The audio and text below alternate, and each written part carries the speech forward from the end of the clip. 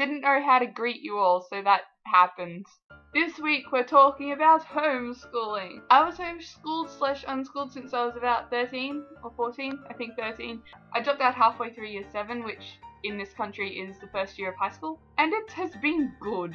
I dropped out for mainly bullying reasons, but also because I just didn't really feel like I was learning anything much. I think at school I felt like I was learning a lot that I wouldn't ever really need to use. I think that if I wasn't interested in the stuff that I wouldn't ever use, then there was just no point whatsoever in learning it. I know there's two main sort of types of homeschooling. There's homeschooling, which is I think doing set work and stuff, and also unschool, which is like free learning from life and doing what you want. I think I did a combination of the two. I haven't really defined it. I would mostly just teach myself stuff that I'm interested in, with my parents being there to help if I wanted them to.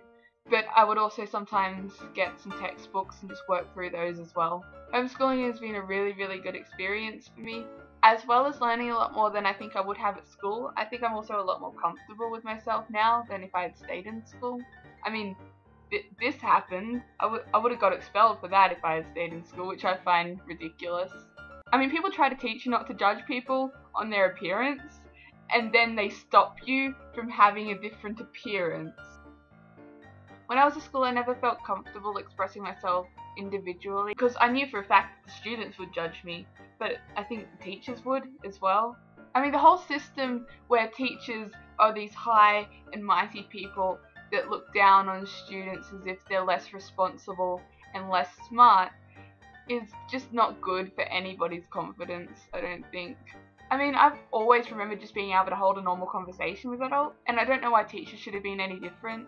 And I can definitely understand having to be firm with students who are disobedient. I guess I just didn't really like being treated as part of a group instead of as an individual. Homeschooling, yes. I basically got to just learn about what I wanted to learn about, so instead of doing a whole heap of maths and science and stuff, even though I did do some of that, I did a lot of writing and media studies and that sort of thing, and because of that I started building up a portfolio kind of thing, which allowed me to get into a certificate for at TAFE at the age of 15, which was cool because I got to meet a lot of really cool people and do an equivalent of a year 12 qualification at such a young age, which opened a lot of opportunities up to me. I think the main concern people have when they find out that you're homeschooled is the social thing.